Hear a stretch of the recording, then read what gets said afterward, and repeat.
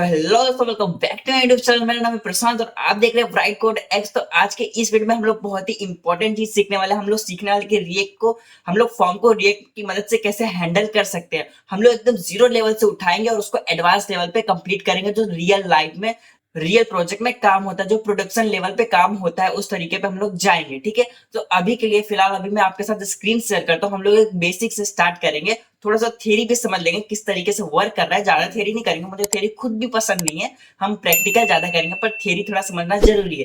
तो थ्योरी भी देखेंगे और हम लोग देखेंगे कि हम किस तरीके से कर सकते हैं एकदम जीरो से लेके एडवांस तक। तो अगर चैनल पर नया हो तो चैनल को सब्सक्राइब कर देना और वीडियो अच्छा लगे तो लाइक कर देना। अभी मत करो, देखते रहो, अगर अच्छा लगे तो तुरंत लाइक कर देना। ठीक है, चलो हम लोग स्क्रीन शेयर करते हैं अपनी। तो सबसे पहले मैं आपको बता देता हूँ कि मैं इसमें आपको क्या क्या बताने वाला हूँ। तो दोस्तों, मैंने अपना यहाँ पे स्क्रीन शेयर कर दिया और सबसे पहले मैंने यहाँ पे अपना VS कोड ओपन कर लिया। एकदम फ्रेश प्रोजेक्ट है, मैंने इसमें कुछ नहीं, खाली मैंने इंस्टॉल किया। और देखो, जो भी आपको यहाँ पे दिखाई देगा मैं आपको सिंपल उसको गिट में प्रोवाइड कर दूंगा और यूट्यूब की डिस्क्रिप्शन में लिंक मिल जाएगा। आप वहां पे जाके डायरेक्ट देखेंगे रिएक्ट ट्यूटोरियल्स बाय प्रशांत लिखा होगा, उसके अंदर आप फॉर्म के अंदर जाएंगे तो जो मैं अभी कोड कर रहा हूँ सीधा सीधा आपको प्रोवाइड कर दूंगा। ठीक है, तो अभी हम लोग क्या करते हैं, मैंने यहाँ पे अपना प्रोग्राम रन भी कर लिया है। तो अब हम लोग सीखेंगे कि रिएक्ट अब हम सीखेंगे सॉरी अब हम सीखेंगे कि रिएक्ट के अंदर हम लोग फॉर्म कैसे हैंडल करते हैं। तो देखो, मैं आपको एक चीज बताता हूँ। तो हम सबसे पहले इसमें कुछ टाइप कर देते हैं।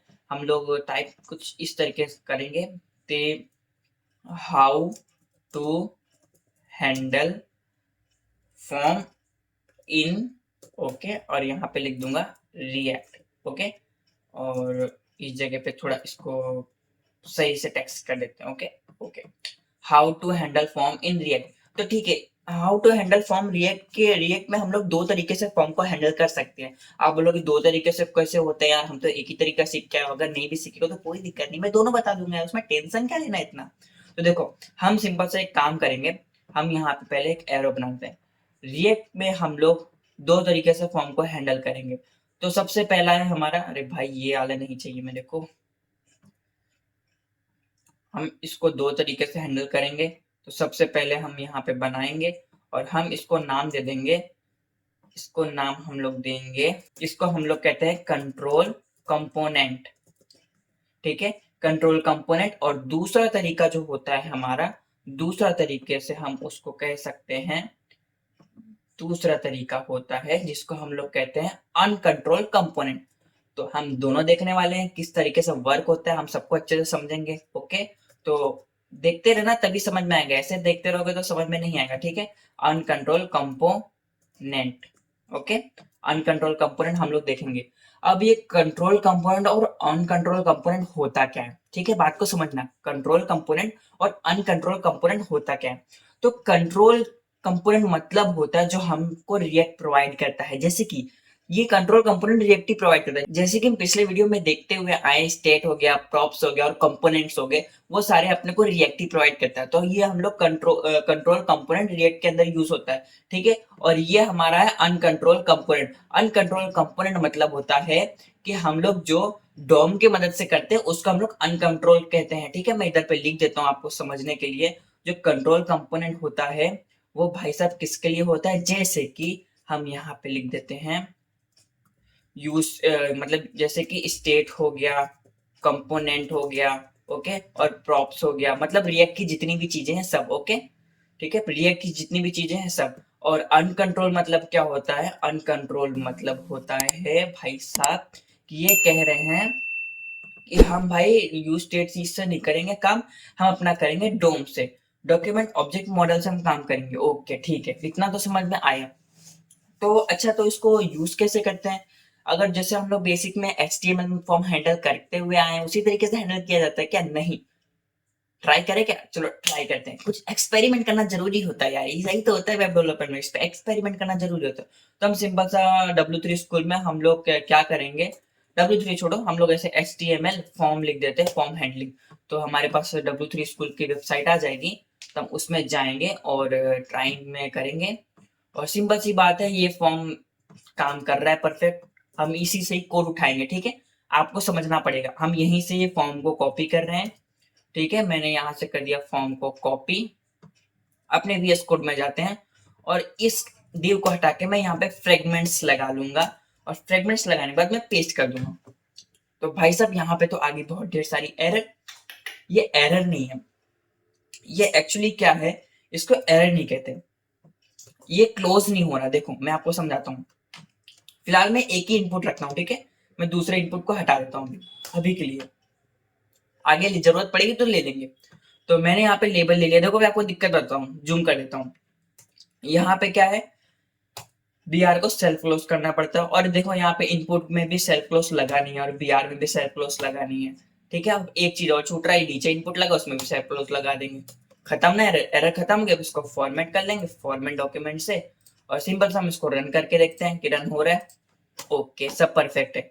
अब यहाँ पे काम, इसको भी रन करते हैं। अब यहाँ पे काम हमारा परफेक्ट हो रहा है, इसमें कोई डाउट नहीं है। अब पर यहाँ पे मैं क्लिक तो कर रहा हूँ पर इसमें काम ही नहीं हो रहा है। ये कैसे, कोई काम ही नहीं हो रहा है। बस यही तो अपने को समझना है, ये क्यों नहीं कर रहा है। इसमें तो परफेक्ट सेम तो कोड ही है, देखो कोड भी सेम है। मैंने यहीं से तो कॉपी पेस्ट किया, और कुछ नया तो किया नहीं कि बहुत बड़ा तीर मारा है। कुछ भी मैंने नहीं किया कि भैया मैंने रोक दिया हो, मैंने उसको बोल दिया कि बढ़ना ही नहीं आगे, कुछ नहीं किया, कुछ भी नहीं हो रहा, मैं टाइप कर रहा हूँ। तो अच्छा, इसका एरर कंसोल में आएगा क्या? चलो देखते हैं कंसोल में। कंसोल ओपन करते हैं, और यहाँ पे देखो सिंपल से ये पहले वाले को हम इग्नोर करते हैं, वो मुझे पता है क्यों आ रहा है, मैं आपको बाद में बताऊंगा। सेकंड नंबर पे देखो क्या लिखा है, provide a value props from form field without an on chain. तो भाई साहब ये एरर कहना चाहते हैं कि जो इनपुट के अंदर तुम वैल्यू पास करो, ये प्रॉप्स की तरह ले रहा है, और प्रॉप्स को तुम चेंज नहीं कर सकते। मैंने प्रॉप्स की वीडियो में बताया था, आप प्रॉप्स को चेंज नहीं कर सकते, बताया था कि नहीं बताया था? नहीं देखे तो देखो जाके यार, प्रॉप्स की बहुत ज्यादा डीपली वीडियो है, ठीक है। तो वैल्यू यहाँ प्रॉप्स की तरह मान रहा है, और प्रॉप्स को हम चेंज नहीं कर सकते। तो ठीक है, और भैया आगे क्या बोल रहे हैं, बोलते हैं कि री रेंडर ओनली रीड कर सकते हैं, चेंज नहीं कर सकते, रीड तो कर सकते हैं, ठीक है ठीक है। और बोलता है अगर आप उसको डिफॉल्ट वैल्यू यूज करोगे तो आप उसको ऑन, मतलब डिफॉल्ट वैल्यू करोगे तो यूज कर सकते हो, सिंपल सिंपल ये कह रहा है। तो ठीक है भैया, बोले डिफॉल्ट वैल्यू यूज करो, तो ठीक है मैं बोलता हूँ डिफॉल्ट वैल्यू। ओके, अब क्या काम कर रहा है? हाँ अभी तो काम कर रहा है परफेक्ट, मतलब डिफॉल्ट वैल्यू लगा देंगे काम हो जाएगा।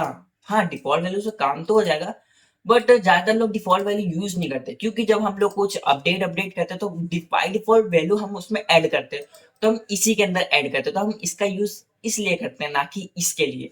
तो चलो ठीक है, और क्या कह रहे हैं भैया? चलो ठीक है, वापस को वैल्यू कर लेते हैं। और भैया भी कुछ कह रहे थे ना, तो भैया और कह रहे हैं कि आप रिफ्रेश कर लेते हैं पेज को। भैया कह रहे हैं कि आप ऑन चेंज हैंडलर लगा लो तो उससे काम हो जाएगा। ऑन चेंज चलो लगा के देखे क्या? ठीक है। अब जैसे कि मैं आपको पिछले वीडियो में बताया है कि ऑन क्लिक से हम किस तरीके से यूज करते हैं, जैसे ऑन चेंज होता है, तो मैं ऑन चेंज कर दूंगा। ऑन चेंज मतलब जैसे जैसे इनपुट के अंदर चेंज होता रहेगा तो वो फंक्शन कॉल होता रहेगा। तो मैं यहाँ पे लिख देता हूँ, क्या लिखूं, इनपुट हैंडलर लिख दूं, input handler. Okay, input handler, और इस फंक्शन को मैं ऊपर बना दूंगा const input handler. Okay done. अब देखो भाई साहब, सिंपल सी बात ये है कि जो इनपुट हैंडलर है वो अपने को एक चीज भी प्रोवाइड करेगा। क्या करेगा? अपने को इवेंट प्रोवाइड करेगा। इवेंट मतलब इधर पे हमने कॉल किया ना, तो हम यहाँ पे कॉल करेंगे तो सिंपल से हमको एक इवेंट प्रोवाइड करेगा। तो इवेंट पैरामीटर पास करना पड़ेगा अपने को, ठीक है। तो वो वहां से आएगा बाय डिफॉल्ट। हम लोग कंसोल लॉग करके देख लेते हैं भाई ई के अंदर क्या आ रहा है, ठीक है। हमने कंसोल लॉग किया और रिफ्रेश करते हैं पेज को। कंसोल क्लियर है, ठीक है। चलो अब मैं यहाँ पे टाइप करता हूँ कुछ भी, इधर कुछ चेंज नहीं हुआ कंसोल में। देखो मैंने दबाया एच, ये देखो कोई भी की प्रेस करो, ये देखो आ रहा है। अच्छा ये आ रहा है क्या? चलो इसको क्लियर करके वापस से पढ़ देखते हैं। मैंने वापस क्लिक किया तो अब देखते हैं इसके अंदर क्या आ रहा है, ऑब्जेक्ट आ रहा है। देखते हैं इसके अंदर क्या आ रहा है, ये देखो टारगेट। अपने को ये भाई से लेना देना है, क्या नाम है इसका? टारगेट। तो हम जाएंगे, बोलेंगे ई के अंदर एक काम करो भैया, तुम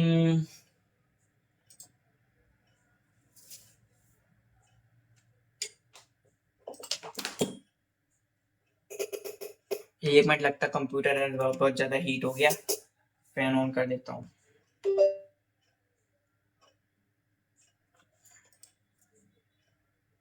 ओके, तो ई डॉट, मैं बोलूंगा ई डॉट टारगेट चाहिए, तो ठीक है मैं बोल दिया टारगेट। और एक मिनट, हाँ एक मिनट,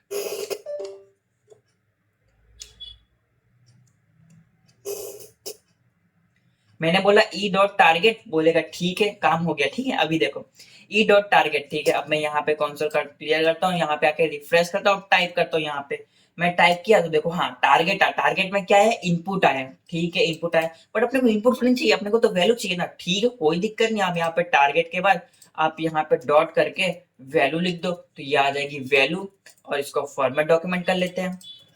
तो कौन सा डॉट में ई डॉट टारगेट डॉट वैल्यू, चलो देखते हैं काम कर रहा है कि नहीं कर रहा। अब मैं यहाँ प्रेस करता हूँ के, ये मत देखो ठीक है, ये क्या लिखा है एंड तक है, पर यहाँ पे आगे देखो के आ रहा है। अब मैं एच दबाता हूँ, ये देखो एच आया, बी आया, एन एम एल जो भी, हम अगर हम चाहते हैं तो सिंपल से वैल्यू को हटा देते हैं ना, क्या इतना कंफ्यूज होना।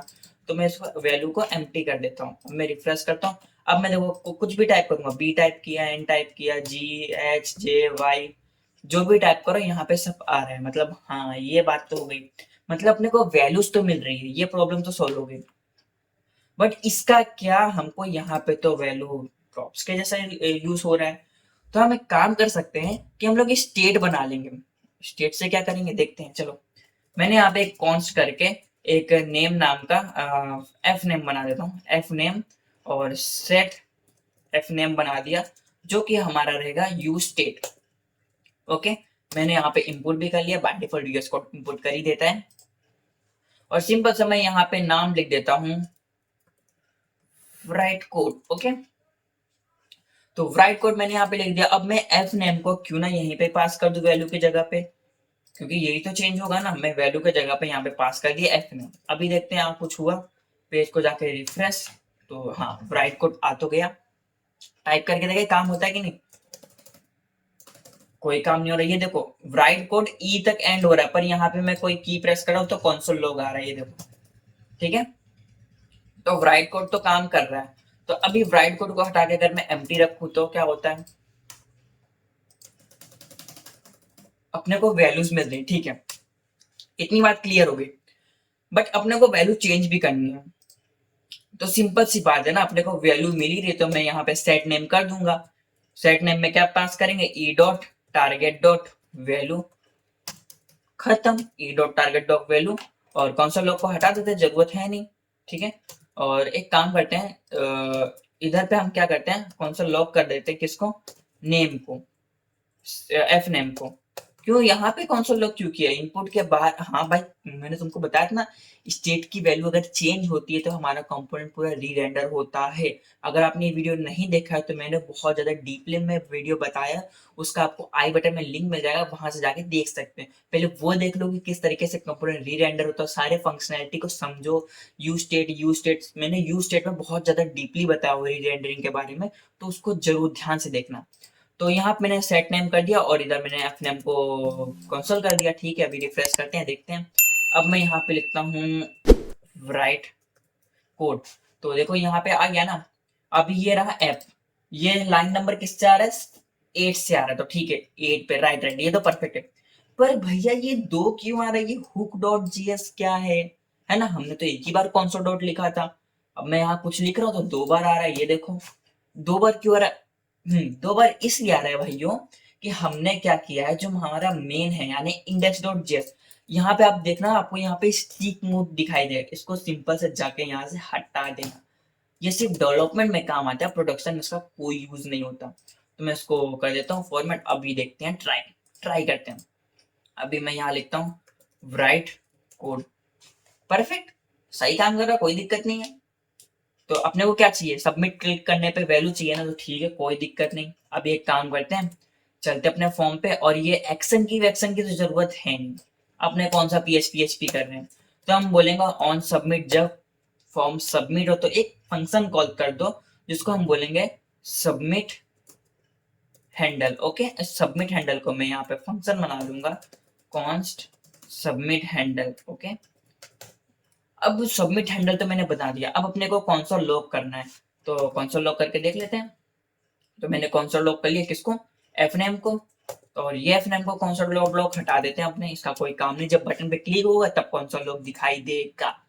सिंपल सी ये बात है। ओके, इसमें बहुत बड़ा तीर मारने वाली बात नहीं है, सिंपल सा छोटी सी बात है, समझ गए होंगे यार, इतना भी क्या बताया। अभी चलो रिफ्रेश करते हैं, हार्ड रिफ्रेश कर लेते हैं एक बार, तो क्लियर करते हैं। अब मैं यहाँ पे लिखता हूँ एंटर, देखा कुछ हुआ था, नहीं ध्यान दिया, चलो वापिस वापिस देखो, वापिस देखो, वापिस देखो, वापिस देखो, इसको क्लियर करता हूँ। इधर देखना कंसोल डॉट लॉग में, कंसोल में देखना, मैं जूम कर देता हूँ कंसोल को। ओके, अब मैं यहाँ लिखता हूँ राइट कोड। अभी जैसे मैं एंटर करूंगा, इधर राइट कोड आया था पर चला गया, आया था कि नहीं आया था, नहीं समझ में आया। चलो चलो वापिस देखो, वापिस देखो। तो यहाँ पे अभी मैं लिखता हूँ लाइक कमेंट, सबमिट किया, चला गया। चला क्यों गया? अरे चला इसलिए गया ना क्योंकि अभी तक आपने लाइक और कमेंट नहीं किया यार। मेरे को बताओ तो कैसा लगा वीडियो। चलो अभी इसको हटाते तो मजाक की बात है, पर लाइक कर देना और वीडियो को शेयर करना, जिसको रिएक्ट सीखना, वेब डेवलपमेंट सीखना। हम इसमें धीमे धीमे प्रोजेक्ट्स भी लाएंगे, ठीक है। तो ये क्यों आ रहा है रीजन, आपने कॉन्सोल डॉट लॉग तो देखा, लेकिन आपने एक चीज और नहीं देखी, मैं आपको दिखाता हूँ। वहां पे राइट कोड मैंने लिखा और यहाँ पे देखो जो रिएक्ट ऐप लिखा है ना, यहाँ पे जहाँ पे मेरा कर्सर है, यहाँ पे अगर एंटर करूंगा सबमिट में, तो यहाँ पे देखना पेज रिफ्रेश होगा। पेज रिफ्रेश हुआ ना, पेज रिफ्रेश हुआ, जिसके कारण कंसोल हमारा क्लियर हो गया। तो पर भैया आपने तो कहा था कि रिएक्ट में हम लोग पेज रिफ्रेश नहीं होता, बाय डिफॉल्ट काम होता है, पर यहाँ पे तो पेज रिफ्रेश हो रहा है। हाँ मैंने कहा था ऐसा कोई दिक्कत नहीं है। तो ये फिर कैसे है इसका सॉल्यूशन है मेरे पास। तो देखते हैं, चलो फिलहाल तो पहले देखते हैं कंसोल में आ क्यों नहीं रहा है, वो देखना जरूरी है। तो कंसोल में क्यों नहीं आ रहा, रीजन तो पता ही चलेगा, वो पेज रिफ्रेश हो जा रहा है। बटन में क्लिक करते हैं तो मेरे पास इसका एक जुगाड़ है, अगर मैं यहाँ पे अलर्ट लगा दूं तो क्या होगा, कंसोल डॉट लॉग करेगा, फिर जब तक मैं अलर्ट में ओके क्लिक नहीं करता तब तक पेज रिफ्रेश होगा नहीं, और ये एफ ने हमको कंसोल पे दिखाई देगा। नहीं विश्वास हो रहा ना? चलो देखते हैं। यहाँ पे जाके इसको रिफ्रेश करते हैं और यहाँ पे लिखते हैं, पहले क्लियर करते हैं इसको, और यहाँ पे लिखेंगे राइट कोड। ओके, अब मैं यहाँ पे करने वाला हूँ सबमिट। तो देखो यहाँ पे दिखाई दिया कंसोल में राइट कोड आया और अलर्ट भी आ रहा है। जैसे मैं अलर्ट में ओके क्लिक करूंगा, बूम गायब। समझे ना? तो अभी इसको कैसे हैंडल किया जाए, अपने को अलर्ट तो दिखाना नहीं है। हाँ भैया, तो सबमिट हैंडल के अंदर भी जैसे इनपुट हैंडलर के अंदर अपने को एक इवेंट मिलता है, वैसे सबमिट हैंडलर के अंदर भी अपने को एक इवेंट मिलता है, जिसको हम ई में स्टोर कर लेते हैं, और इसको भी कंसोल लॉग करके देखते हैं ई के अंदर क्या क्या आ रहा है। समझे मेरी बात को? अभी यहाँ पे जाते हैं, कंसोल क्लिक करते हैं, कंसोल थोड़ा करते हैं छोटा, और यहाँ पे सबमिट क्लिक करते हैं। बट ये तो आते ही चला जा रहा है, तो हम काम करेंगे नीचे जाके अलर्ट लिख देंगे समझने के लिए, अभी हमको कोई यूज नहीं है। तो यहाँ पे सबमिट में क्लिक किया तो देखो यहाँ पे कुछ ना कुछ तो आ रहा है, सारी डिटेल सारी जैसे उसमें आ रहा था। तो इसमें हम क्या करेंगे, अब अपने पास इवेंट तो आ रहे, तो हम बोल देंगे ई डॉट प्रीवेंट। क्या बोलेंगे? Prevent, pre prevent default. Prevent default से क्या होगा, हमारा पेज रिफ्रेश नहीं होगा। सच में? बिल्कुल विश्वास नहीं हो रहा यार, सच में देखो, मैं यहाँ पे लिखा सबमिट, पेज रिफ्रेश नहीं हो रहा। देखो मैं एंटर कर रहा हूँ, पेज रिफ्रेश ही नहीं हो रहा, बट कंसोल क्यों नहीं आ रहा? अरे मैंने लिखा ही नहीं, तो आएगा कहाँ से? मैं कंसोल लॉक कर लेता हूँ और मैंने यहाँ पे लिख दिया एफ नेम, तो यहाँ पे आ जाएगा एफ नेम। तो रिफ्रेश करते हैं और मैंने यहाँ पे कुछ लिखा, सबमिट किया, आ गया। पेज रिफ्रेश हुआ क्या?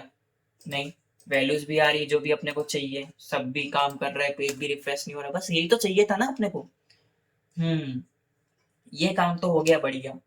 बट एक काम करते हैं, कुछ एक्सपेरिमेंट करके देख लेते हैं। तो एक्सपेरिमेंट कुछ इस तरीके करेगा कि जो मैंने एक इनपुट लिया मैं अब दो ले लूंगा। तो यहाँ पे मैं इतना कॉपी कर लेता हूँ यहाँ तक, और यहाँ पे आके पेस्ट कर देता हूँ, फॉर्मेट डॉक्यूमेंट कर लेता हूँ और पेज को रिफ्रेश।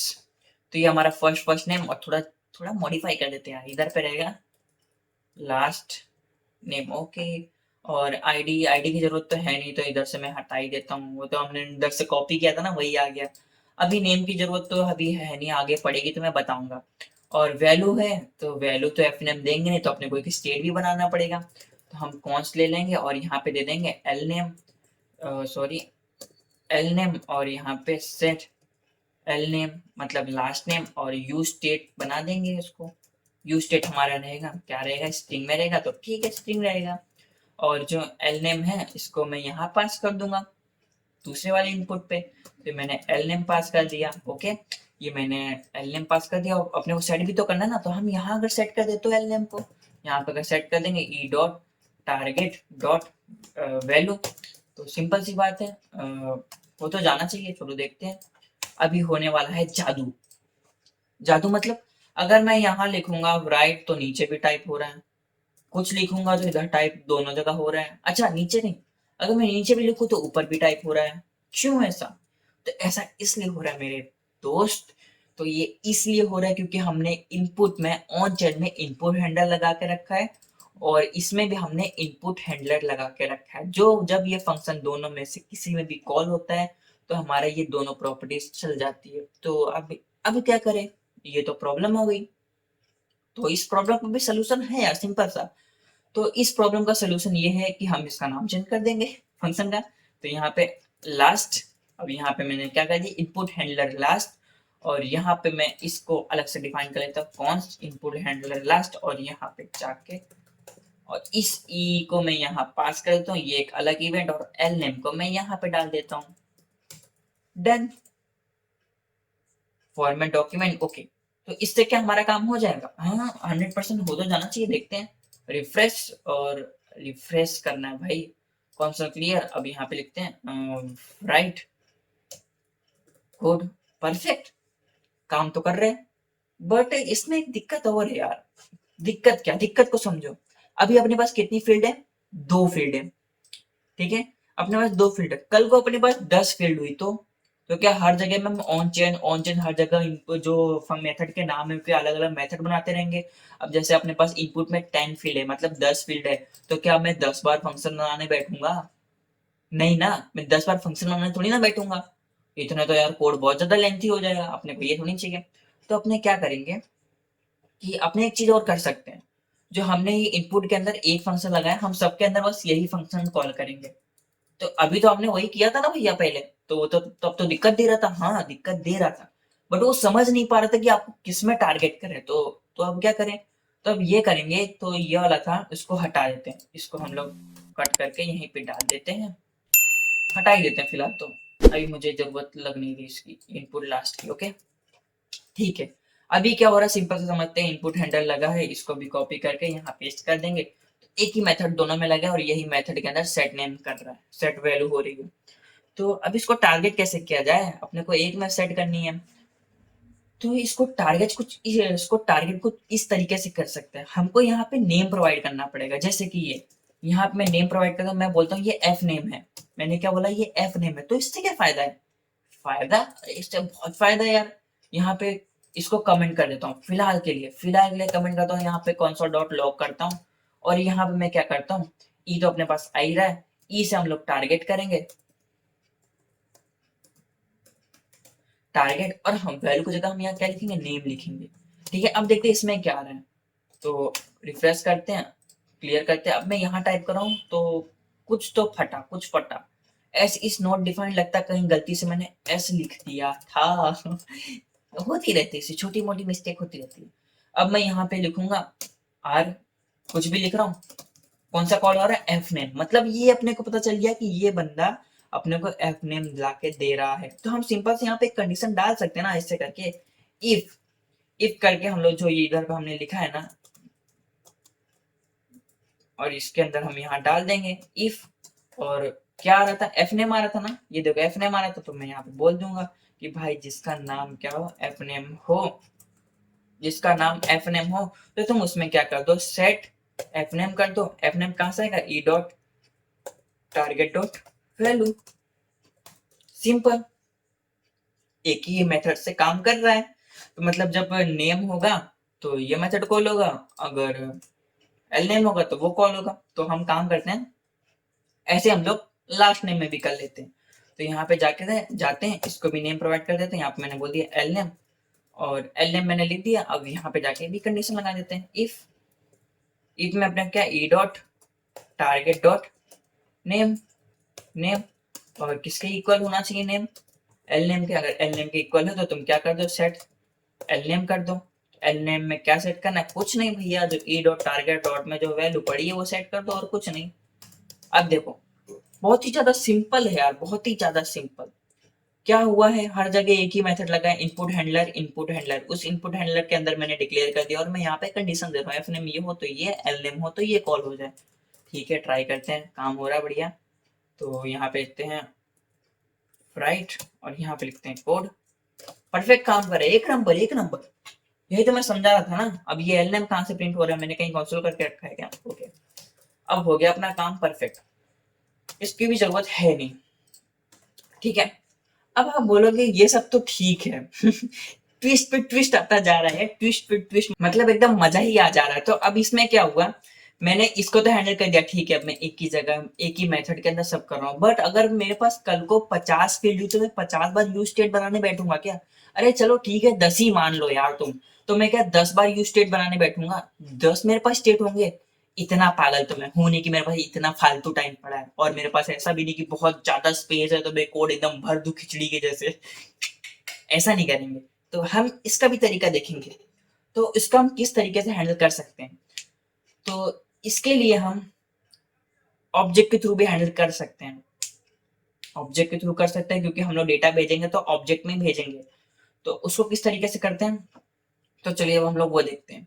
तो इतना तो समझ में आया, ठीक है। अब जैसे कि सेट एल नेम, और इसको मैं एक ही में हैंडल करूंगा, तो इसको मैं सिंपल से नाम दे दूंगा कॉन्स्ट, यहाँ पे एक स्टेट बनाऊंगा, इस स्टेट का नाम मैं क्या करूंगा, input data set input data.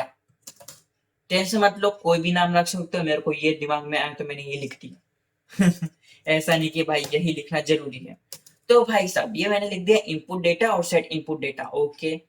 तो ये क्या करेगा, एक ऑब्जेक्ट लेगा, ठीक है। ऑब्जेक्ट में क्या क्या लेगा, तो इधर पे मैं यहाँ पे बनाता नहीं हूँ, सिंपल से, या तो आप यहाँ बनाए तो बाहर डिक्लेयर करो, कोई फर्क नहीं पड़ता। तो अब मैं यहाँ पे ऊपर जाता हूँ, यहाँ पे कॉन्स्ट एक बनाता हूँ, और यहाँ पे मैं बना देता हूँ डेटा। डेटा क्या रहेगा, हमारा ऑब्जेक्ट रहेगा। तो ऑब्जेक्ट में हम नेम लेंगे, ठीक है, और क्या लेंगे, एल नेम लेंगे, एफ नेम है ना, सॉरी, एफ नेम लेंगे, और क्या लेंगे, एल एल नेम लेंगे, वो भी स्ट्रिंग खाली लेंगे, बस, ठीक है। यहाँ पे हम क्या करेंगे, डेटा को पास कर देंगे। मतलब ये डेटा आप यहाँ पे भी लिख सकते थे कर्ली ब्रेसेस के अंदर, एल नेम एफ नेम। तो ठीक है, ये हमारा हो गया। तो अभी एफ नेम और एल नेम आ रहा है, तो अभी इसकी जरूरत है क्या? नहीं, अभी तो इसकी कोई जरूरत नहीं फिलहाल। इनपुट हैंडलर की है, और उसके अंदर जो मैंने कचरा लिखा है इसकी जरूरत नहीं है। पर आपको जरूरत है तो मैं इसको मैं कमेंट कर देता हूँ, आप देख लेना किस तरीके से हो रहा है, ठीक है। अब मैं नीचे चलता हूँ। अब मैंने क्या किया, डेटा एक ऑब्जेक्ट पास कर दिया। अब इनपुट डेटा के अंदर सारी चीजें हैं अपने, ठीक है। अब मैं इनपुट डेटा को यहाँ पे भी डाल दूंगा वैल्यू के अंदर, इनपुट डेटा, और यहाँ पे भी इनपुट डेटा। अभी देखना ये इशू आएगा, इशू क्या आएगा, इशू क्या आ रहा है, F name is not defined. मैंने कहीं एफ नेम लिखा था क्या, कहीं रह गया, ये कौन डॉट लॉग है क्या? ओके, तो यहाँ पे ऑब्जेक्ट ऑब्जेक्ट आ रहे हैं, क्यों ऑब्जेक्ट? हाँ भाई ऑब्जेक्ट ही है ना, देखो इनपुट डेटा के अंदर क्या है, ये दो फील्ड है, ऑब्जेक्ट है ना, एफ नेम और एल नेम। तो इनपुट डेटा के अंदर अपने पास दो चीजें मिल रही है ना, तो input data dot f name और input data dot l name, done. Okay, object object चला गया, वो तो चला गया। अभी अभी क्या करेंगे भाई साहब, तो हम ये करेंगे, इसको तो मैंने कमेंट कर दिया। अब मैं यहाँ पे जाऊंगा, सेट इनपुट डेटा करूंगा। सेट इनपुट डेटा के अंदर मैं क्या करूंगा, सबसे पहले तो हम इसको नाम के थ्रू टारगेट करेंगे। तो नाम निकालने के लिए सबसे पहली बात तो ये एक ऑब्जेक्ट है, तो ऑब्जेक्ट है हम लोग ऐसे पास करेंगे, e dot target dot name. पहले कॉन्सोल करके देख लेते हैं, मैं आपको समझा देता हूँ किस तरीके से काम कर रहा है। पहले ये ऑब्जेक्ट है, तो ई dot target target dot name. तो भाई साहब ये तो ऑब्जेक्ट है, ऑब्जेक्ट में की हम इस तरीके से लिख नहीं सकते। अगर आपका जावास्क्रिप्ट फाउंडेशन अच्छा है तो आपको पता होगा कि जो हमारा जावास्क्रिप्ट में लेटेस्ट अपडेट आया, तो हम लोग इसमें सीखे हैं कि हम लोग इसको एरे के अंदर दे देंगे तो ये पर्टिकुलर एक की हो जाएगा, ठीक है। ई डॉट टारगेट डॉट नेम, मैंने यहाँ से नेम निकाल लिया, अब मुझे वैल्यू चाहिए, तो ठीक है, ई डॉट टारगेट डॉट यहाँ पे वैल्यू। तो ओके, ठीक हो गया ना काम। काम तो हो गया, चलो कंसोल लॉग करके देखते हैं। यहाँ पे रिफ्रेश करते हैं और इसको इग्नोर मारते हैं, और यहाँ पे लिखते हैं प्रशांत, पर हमारा टाइप नहीं दिखाई नहीं दे रहा है, कुछ भी दिखाई ही नहीं दे रहा है। तो अभी क्या करें इसके लिए, दिखाई क्यों नहीं दे रहा, तो सेट इनपुट डेटा में अभी हमने कुछ सेट ही नहीं किया ना। सेट करके देखे क्या, चलो ठीक है सेट कर लेते हैं।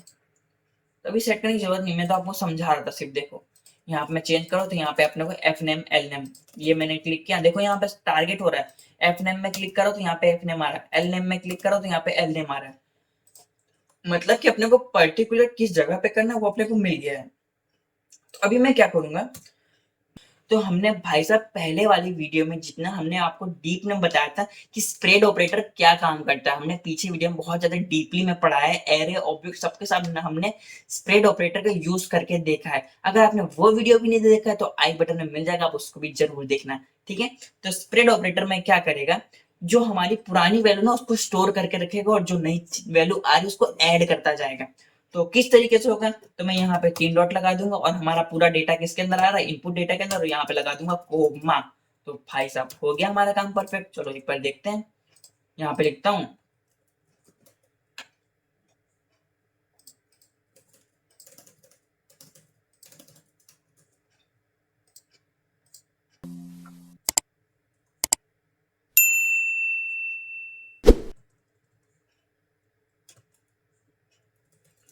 मैंने क्या किया इनपुट डेटा के अंदर लिखा है, पर हमने सेट में से कुछ डाल ही नहीं रहे इसके अंदर। तो मतलब कुछ मिला के इसी तरीके से होता है, कंसोल के अंदर तो नहीं हो पा रहा है, बट ठीक है मैं आपको उसमें करके दिखाता हूँ। तो मैं यहाँ पे क्या करते हैं, सेट इनपुट डेटा कर लेंगे। मेरा भी दिमाग पता नहीं कहाँ इनपुट डेटा को मैं ले रहा हूँ और मैं सेट इनपुट डेटा भेज ही नहीं रहा हूँ, और इनपुट डेटा को लेगा भी कैसे, वहां पे तो कुछ है ही नहीं। तो सेट इनपुट डेटा के अंदर मैं सिंपल से यही फील्ड डाल दूंगा जो मैं आपको बताया था यहाँ पे कि ई डॉट टारगेट डॉट वैल्यू जो अपने को है यहाँ से आ रही है। ठीक है, इतना पर ये ऑब्जेक्ट है तो ऑब्जेक्ट में पास करके यहाँ पे पास कर देंगे। और जो यहाँ पे मैं स्प्रेड ऑपरेटर का यूज कर लूंगा, ऑब्जेक्ट है तो ऑब्जेक्ट के अंदर स्प्रेड ऑपरेटर का इनपुट डेटा डाल दूंगा और इसको मैं कमेंट कर दूंगा कंसोल को। अभी इसमें कुछ एरर आई, क्या एरर, क्या कोमा मैंने नहीं लगाया था। तो अभी मैं यहाँ पे क्या करता हूँ, इनपुट के अंदर ही जाके बाहर जाके कंसोल लॉक कर देता हूँ। किसको, इनपुट डेटा को मुझे देखना है। देख लेते हैं क्या इनपुट डेटा आ रहा है, रिफ्रेश। अब मैं यहाँ पे देखता हूँ प्रशांत, वेरी गुड, पूरा डेटा आ रहा है यार, देखो पूरा डेटा आ रहा है ना। मतलब पहले एक एक वर्ड आ रहा था, मैंने क्या किया स्प्रेड ऑपरेटर लगाया तो एक एक वर्ड पीछे जाता गया, और जो भी लास्ट एंट्री हुई है वो जाके सब एक जगह स्टोर हो गया। स्प्रेड ऑपरेटर का यही काम होता है। मैंने इसको बहुत डीपली में बताया हुआ है, अगर देख रहे हो तो बहुत अच्छा है यार। तो देखो यहाँ पे तो हमारा परफेक्ट काम हो रहा है। यहाँ पे आ रहा है शांत, आपको यहाँ पे लिखना है कुछ और, तो परफेक्ट ये भी काम कर रहा है अपना, ये भी काम कर रहा है, ये भी काम कर रहा है, दोनों काम कर रहे हैं। आपको ऐसे नहीं चाहिए, ठीक है आपने यहाँ तक तो देखा। आप चाहते हो कि सबमिट हम क्लिक करें तो डेटा वहां प्रिंट होना चाहिए, तो कोई दिक्कत नहीं यार, ये लो डेटा तो अपने पास आ ही गया है ना। अब तुम बटन क्लिक इवेंट पे कोई सी भी एपीआई हिट करो, एपीआई मतलब हम आगे पढ़ेंगे, फिलहाल समझ लो कि हम सबमिट में क्लिक करें तो हमारे पास डेटा उठ के आ रहा है। ओके, अब मैं यहाँ पे क्लिक करूंगा, यहाँ पे लिखूंगा लाइक और सब्सक्राइब। नहीं किया तो कर दो, मैंने एंटर किया, यहाँ पे आ गया एफ नेम लाइक और एल नेम सब्सक्राइब। तो ठीक है, अगर आपको इसमें से निकालना है तो आपको पता ही होगा कि यहाँ पे सिंपल सा आप लिख दो कि मुझे भाई कुछ नहीं चाहिए, मुझे एल नेम दे दो तुम। तो लो एल नेम मिल गया तुमको सब्सक्राइब। बात तो वही हुई ना, पहले जिस तरीके से कर रहे उसी तरीके से हैंडल हो रहा है सारी चीजें। बट इसमें क्या हमको ज्यादा स्टेडी बनाने नहीं पड़े और फंक्शन का नाम भी कॉल नहीं करना पड़ा। तो ये ज्यादातर इंडस्ट्री लेवल में यूज होता है इसी तरीके से। तो ठीक है, हमने ये तो कवर कर लिया, अब हम चलते हैं इसके पास। तो देखो ये जो मैंने आपको पढ़ाया ये था कंट्रोल कंपोनेंट, इंडस्ट्री लेवल पे यही सबसे ज्यादा यूज होता है। ओके, तो मैंने आपको स्टेट कंपोनेंट और प्रॉप्स के थ्रू भी हम इसको कर सकते हैं। सिंपल सी बात है, प्रॉप्स मतलब पता ही होगा ना यार, वीडियो में बनाया हूँ देखा ही होगा। तो ठीक है, कंट्रोल कंपोनेंट तो बता लिया। अब ये थोड़ा भैया ये अनकंट्रोल कंपोनेंट के बारे में बता देते तो ज्यादा अच्छा होता, बस इतनी सी बात। देखो अनकंट्रोल कंपोनेंट क्या करता है, वो डॉम पे डिपेंड रहता है। तो डॉम पे हम कैसे उसको डिपेंड करेंगे, तो बताऊं कि नहीं बताऊं? अरे छोड़ो यार, बता ही देता हूँ। तो देखो डॉम में क्या करेंगे, तो मैंने जो इतना अभी ये सब किया है उसको मैं कमेंट कर देता हूँ। कमेंट क्यों, कि आपको एक सारा कोड मिल सके। ओके, अब मैं यहाँ से स्टार्ट करता हूँ। एक सेकंड, यहाँ पे थोड़ा हेडिंग डाल देता हूँ कि समझ में आए। ये था अपना control component, control component spelling में कभी कभार मिस्टेक हो जाती है, अपने को स्पेलिंग में ध्यान नहीं देना है बिल्कुल भी, अपने को सीखने से मतलब है। कमेंट किया, ये रहा अपना कंट्रोल कंपोनेंट। अब चलते हैं यहाँ पे अनकंट्रोल कंपोनेंट। तो यहाँ पे बना देता हूँ uncontrol component. Okay, uncontrol component, ठीक है। अब अनकंट्रोल कंपोनेंट में हम लोग यही यूज कर लेते हैं, हम सिर्फ सारी चीजें यहाँ से स्टार्ट करेंगे। तो अनकंट्रोल कंपोनेंट में जैसे कि मैंने आपको बताया था कि हम लोग उसको किस तरह हैंडल करते हैं, डॉम की मदद से हैंडल करते हैं। तो डॉम की मदद से कैसे करेंगे, तो मैं आपको पिछले वीडियो में यूज रैप के बारे में बताया, बहुत ज़्यादा डीपली बताया था। यूज रैप के दो काम होते हैं, मैंने आपको दोनों अच्छे से समझाए थे। स्टोर भी कर सकते हैं और हम लोग किसी डॉम को मतलब किसी भी डॉक्यूमेंट को मैनिपुलेट भी कर सकते हैं। डॉक्यूमेंट मॉडल हमने सीखा था यहाँ सब। तो इसको किस तरीके से हैंडल करेंगे, कुछ नहीं यार, सिंपल सा देखो काम करेंगे। यहाँ पे जाएंगे, आई थिंक वीडियो बहुत ज्यादा लंबा हो गया है, आधा घंटे से ऊपर हो ही गया होगा, बट ठीक है यार, पता नहीं चलता। आप भी अगर देख रहे हो तो बोरिंग नहीं लग रहा होगा तो आपको पता नहीं चला होगा। फिलहाल बहुत लोगों को पता नहीं क्यों बोरिंग लगने लगता है, मैं इतना गंदा पढ़ाता हूँ क्या? चलो हटाते हैं यार, मजाक से हट के। अभी देखो फॉर्म के अंदर मैंने यहाँ पे ले लिया एक इनपुट। तो इनपुट को यार ऐसे नहीं लेना है, मेरे को ऐसे लेना है। तो यहाँ पे मैंने इनपुट टाइप अगर नहीं भी दोगे तो भी टेक्स्ट रहेगा, अगर देना है तो दे दो, तुम्हारी मर्जी, दे देता हूँ। वरना बोलेगा यार तुमने टाइप टेक्स्ट नहीं दिया इसीलिए वर्क कर रहा है, तो ये अपने को नहीं चाहिए। मैंने यहाँ पे इनपुट लिखा और इनपुट के अंदर मैं यहाँ पे टाइप को क्या करूंगा, सबमिट। सबमिट क्यों, अरे बटन भी तो चाहिए ना अपने को यार। तो यहाँ पे जाते हैं, रिफ्रेश करते हैं, तो ये आ गया इनपुट और ये आ गया सबमिट बटन। ओके, देखो पेज रिफ्रेश हो रहा है ना। मैंने आपको बताया था पेज रिफ्रेश को रोकने के लिए क्या करेंगे, ई डॉट प्रिवेंट डिफॉल्ट, जिसके कारण पेज रिफ्रेश नहीं होगा बटन में क्लिक इवेंट पे। तो ठीक है, अब हम देखते हैं इसको कैसे यूज कर सकते हैं। अनकंट्रोल कंपोनेंट को ज्यादातर यूज नहीं होता, बट ठीक है, इंडस्ट्री लेवल पे हम लोग खाली कंट्रोल कंपोनेंट का यूज करते हैं, अनकंट्रोल कंपोनेंट का यूज नहीं करते। बाई चांस आपको कभी दिक्कत आए कि नहीं आपको अनकंट्रोल कंपोनेंट यूज करना पड़े, इसलिए मैं आपको बता रहा हूँ। तो हम यहाँ यूज रेफ ले लेंगे, ठीक है। यूज रेफ डॉक्यूमेंट ऑब्जेक्ट मॉडल हम इसके यूज कर सकते हैं, सिंपल सी बात है। तो मैं कॉन्स्ट करता हूँ, कॉन्स्ट में, अरे यार कॉन्स्ट, अरे रुक तो सही, कॉन्स्ट में यहाँ पे नेम बना दूंगा और नेम को क्या बोलूंगा, यूज रेफ। हो भाई तुम बोलेगा ठीक है, और इसका रेफरेंस कहाँ दे देंगे, इसका रेफरेंस हम लोग दे देंगे यहाँ पे नेम में, यहाँ पे इसका रेफरेंस पास कर दिया, ठीक है। अब नेम के अंदर अपने को करंट फील्ड मिल जाएगा और करंट फील्ड के अंदर अपने को ये इनपुट टैग मिल जाएगा। कैसे कैसे कैसे, अब मैं एक काम करता हूँ, ये फॉर्म है ना, इसको हम ऑन सबमिट करवाते हैं। ऑन सबमिट, जब सबमिट हो तो क्या करो, तुम सबमिट हैंडल फंक्शन को कॉल करो। तो सबमिट हैंडल फंक्शन बना लेते हैं, कॉन्स्ट सबमिट हैंडल, और इस सबमिट हैंडल को मैं यहाँ पे, और पेज रिफ्रेश से बचाना तो अपने को ई के अंदर क्या पास करना पड़ेगा, ई डॉट प्रीवेंट डिफॉल्ट। बहुत बड़ी मीनिंग है भाई ये, देखते हैं काम कर रहा है कि नहीं। परफेक्ट, बहुत ज्यादा बड़ी मीनिंग है, मेरे को डर लगता है कि मैं मीनिंग भूल ना जाऊं। ठीक है, E dot of prevent default कर दिया। अब एक काम करते हैं, अभी कंसोल लॉग करके देखते हैं नेम के अंदर क्या आ रहा है। मैंने यहाँ लिख दिया नेम, अभी यहाँ पे इसको करते हैं क्लोज, एरर भी नहीं आ रहा। अब यहाँ पे लिखता हूँ कुछ भी और सबमिट। सबमिट के अंदर अपने को करंट मिल रहा है, करंट के अंदर अपने को इनपुट मिल रहा है, फिर इनपुट के अंदर अपने को वैल्यू मिल रही है। तो कहना क्या चाहते हो यार तुम, ये क्या हो रहा है, मैं कुछ कहना नहीं चाहता। मतलब नेम के अंदर अपने को करंट मिल रहा है, ठीक है, करंट के अंदर मिल रहा है अपने को इनपुट, इनपुट के अंदर मिल रही है वैल्यू, ठीक है। तो पहले हम लोग क्या करेंगे, करंट के अंदर जाएंगे, ठीक है, कंसोल लॉग मैंने करंट किया। अब यहाँ पे जाके एक बार वापस करते हैं सबमिट इनपुट, ठीक है, बहुत बढ़िया, करंट के अंदर इनपुट आ गया, ठीक है ठीक है। अब वैल्यू चाहिए तो ठीक है, वैल्यू भी दे दो भाई इसकी, तो सबमिट, आ गई इसकी वैल्यू। अब मैं यहाँ बोलता हूँ लाइक, आ गया लाइक, और क्या करना है, सब्सक्राइब, आ गया सब्सक्राइब, ठीक है।